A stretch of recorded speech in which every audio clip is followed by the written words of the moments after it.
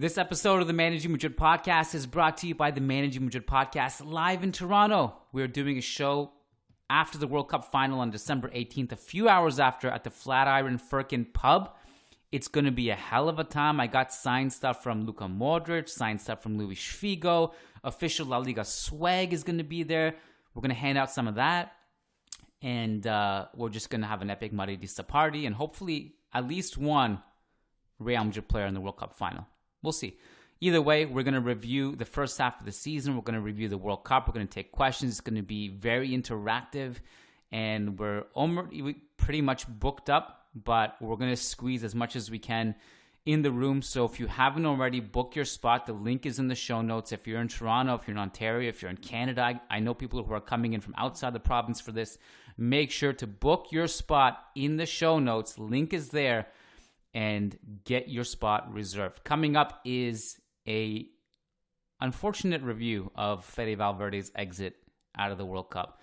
He joins Rudiger and Courtois and Hazard in coming home early. And Mehedi Hassan is gonna help me review it. So kick back, sit back, grab an espresso, and enjoy the podcast. And we're gonna get started with Ray Hudson and Derek Ray. Let's go. Nice article in the Managing Madrid blog. Wonderful lads that do a great job there. And worth reading about that man there. Karim Benzema needs the rest, and the numbers reveal why. Times ended up almost looking like a 6-3-1. Some very good writing about that on the Managing Madrid website. First-rate podcast as well. Of course, Fede Valverde was a huge part of the equation.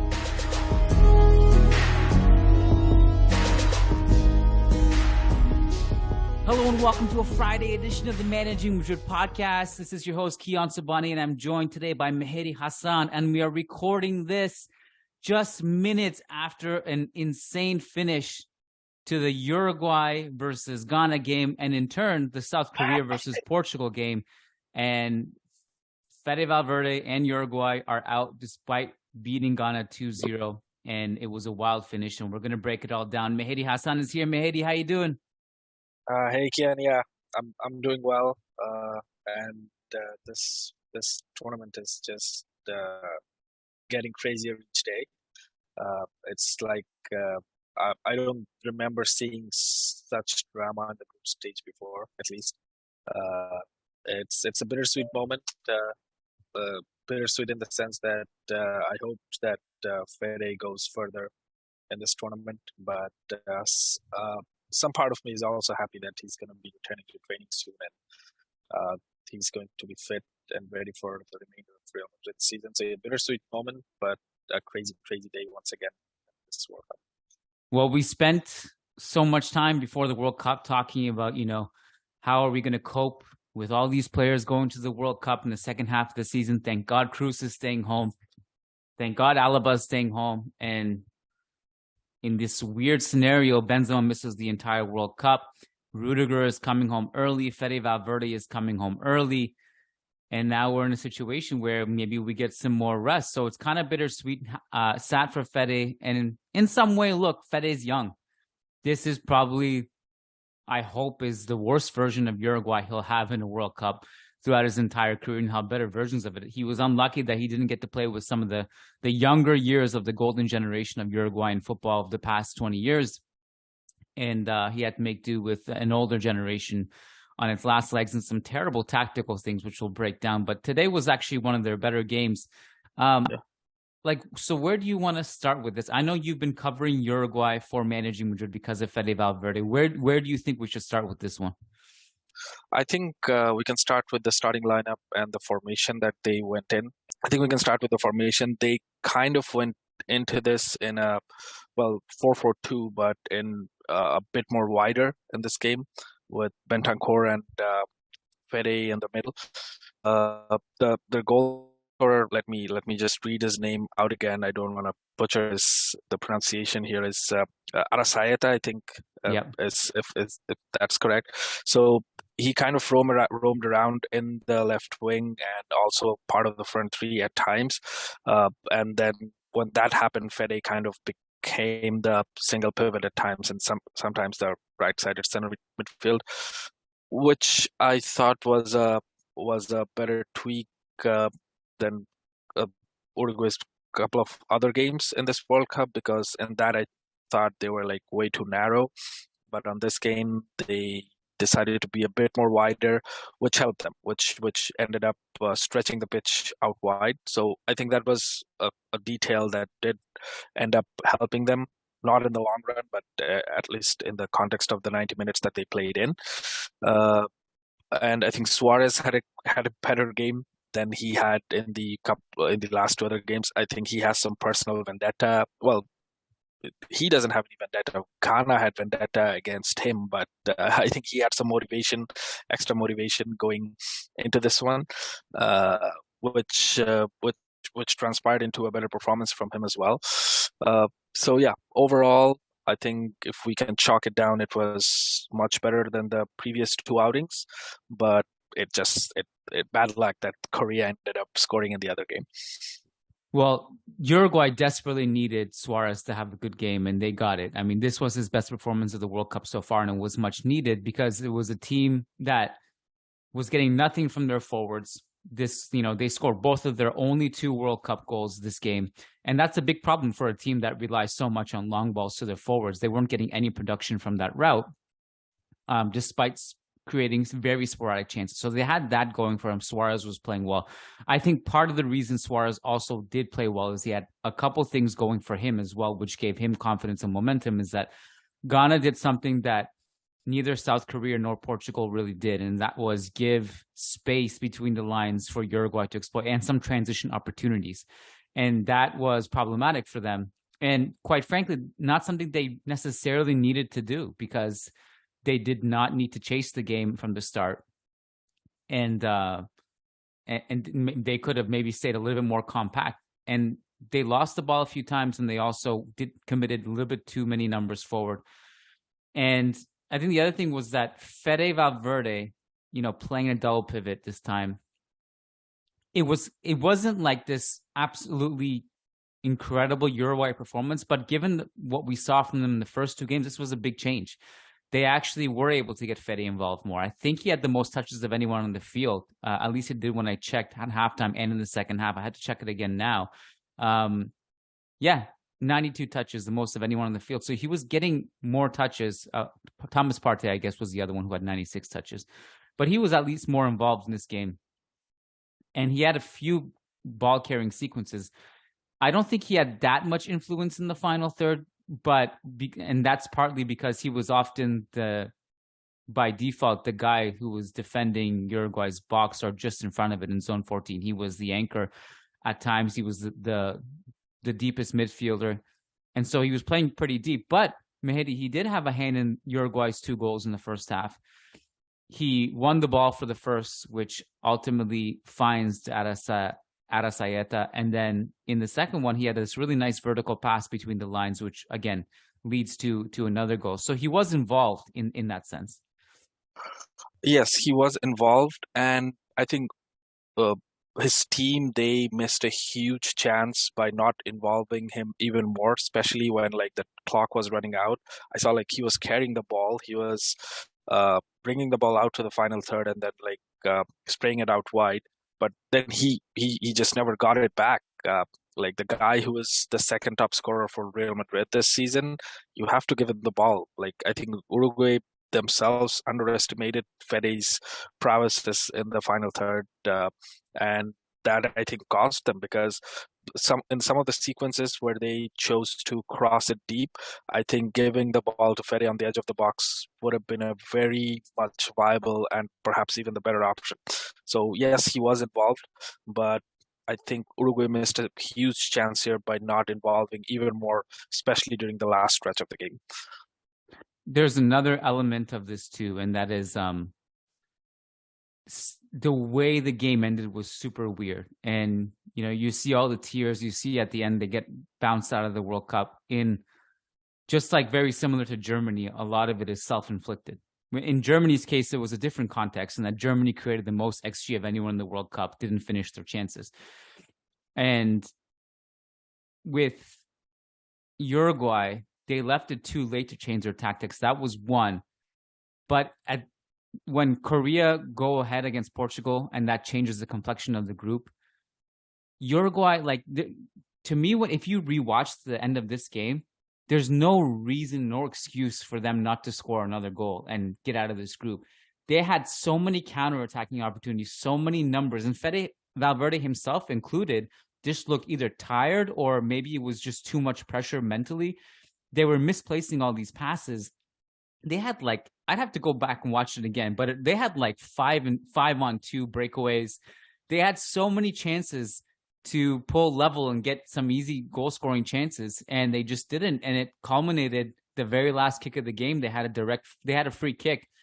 I forget who the shooter was. It was someone who came on off the bench, puts this very tame direct shot into the keeper's arms where he had Uruguay players screaming in the box for him to play it inside. Self-inflicted. And I think either way, Fede himself was gassed too, I think, for all the work he did prior to the game. And Uruguay were gassed, but they just did not take advantage of these transition opportunities. Yep. On a slightly lighter note, did you see what Fede did when Ghana missed the penalty? No. So he does this celebration when Real Madrid scores, right? Fiercely punching the air. So he started doing that in front of the referee, and the referee's like, "Get away from me, dude! What are you doing?" So, stories. The World Cup is all about stories. I think this Ghana Uruguay story will continue to live on. Ghana in some kind of 2010 PTSD. They missed the penalty again, but this time they lost again. But they inflicted the exit to Uruguay, because if they score again, they go through. So I think this is going to be one of those World Cup stories that will continue to live on. There are some of the others, Argentina used to face Nigeria every time. I think this is the first time in decades that Argentina is not facing Nigeria in the World Cup. They have a bit of a rivalry there. So I think the Ghana-Uruguay rivalry in the World Cup, these stories will continue to live on. So, I mean, it is one of those things that you just hope that the World Cup will be marked by many Fede fist bumps and battle cries for the rest of his career, and unfortunately didn't work out this time to get them out of the group stage. Reflecting on this game too, man, I wish he was Argentine. If he was just a little bit that side of the border, Argentina could really use a midfielder like Fede. Fede Valverde in this game, the most progressions via passes and the most progressive ball carries in this game.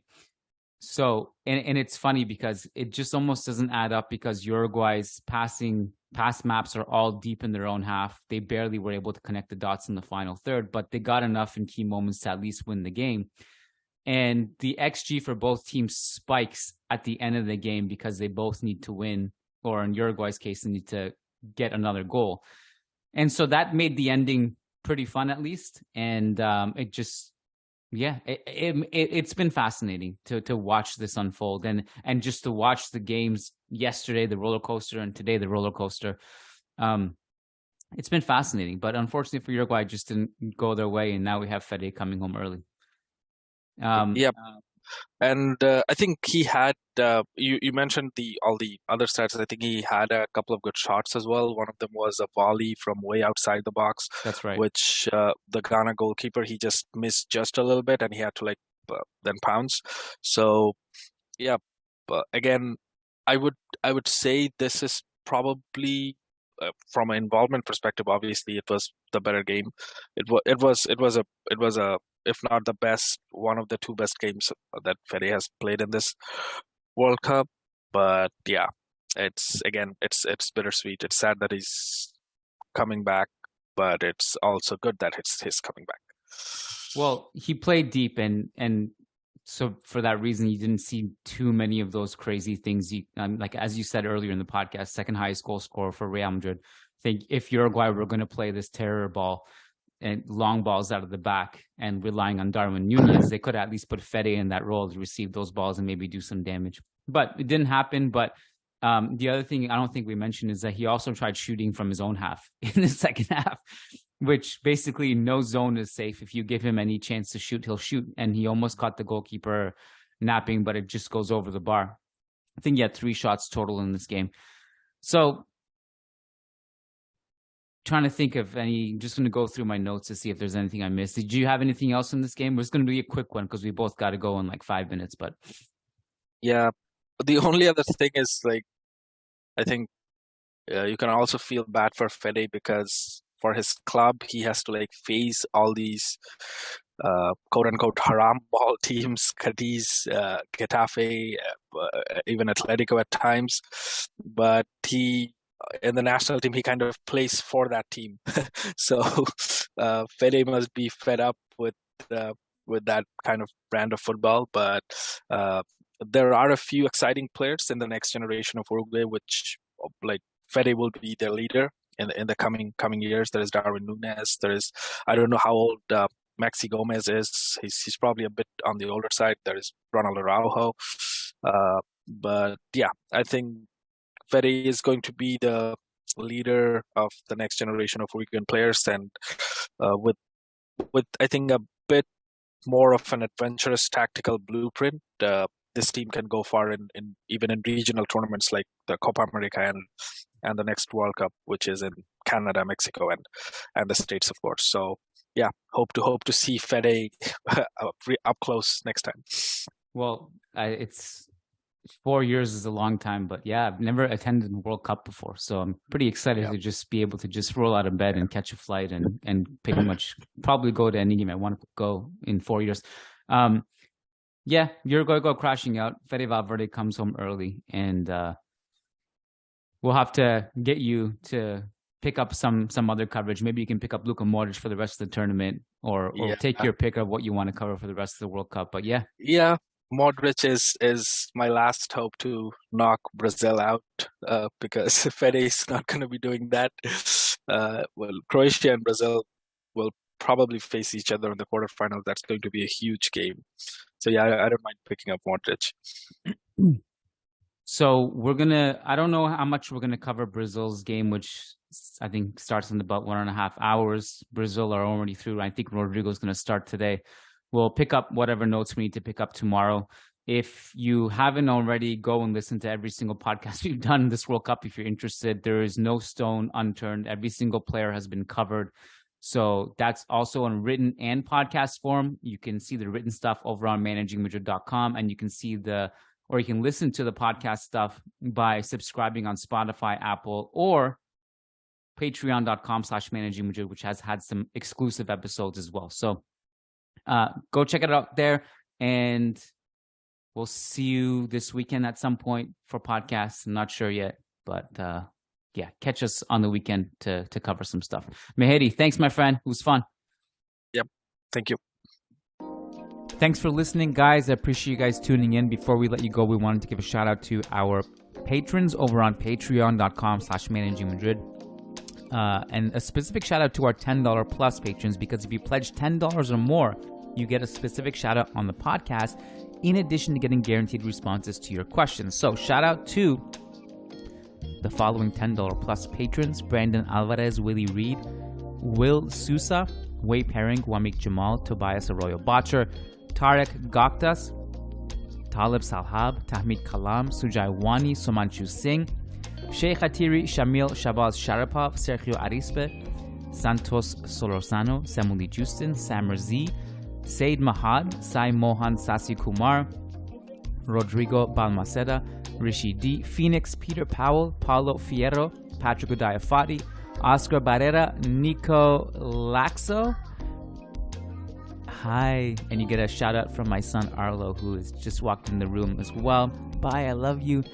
Shout out to Nicholas Moeller, Nick Ribeiro, Mowgli, MJ Diego, Michael Zinberg, Marin Myrtle, Matthew Atkins, Martin Ridman, Magnus Lext, Logan Stahl, Leon Stavronakis, Kunal Tilakar, Crystal Glass, Kevin Rivera, Jose Cruz, John Fernandez, Jason Fitz, Ian Marley, Graham Gerard, Gary Kohut, Frederick Rantakiro, Frederick Sundros, Faisal Hamdan, S.A. Davisito, Eloy Enriquez, Edward Sossman, Daniel Williams, Con P, Christian Toft, Christian Acosta, Charles Williams, Brendan Powers, Brandon Stevens, Ashik Bashar, Arnab Mukherjee, Arman Gashi, Armando L, Antons Rudenko, Anirudh Singh, Ananya Kumar, Al, Azaz Hussain, Adrian Rios, Adar Zalikovic, Adam Dorsey, Bella Chow, Varun, Ramtin Maghrur, Fabian Moreno, and Daniel Smith. We love you guys so much. Thank you for being a part of this journey with us, and Hala Madrid.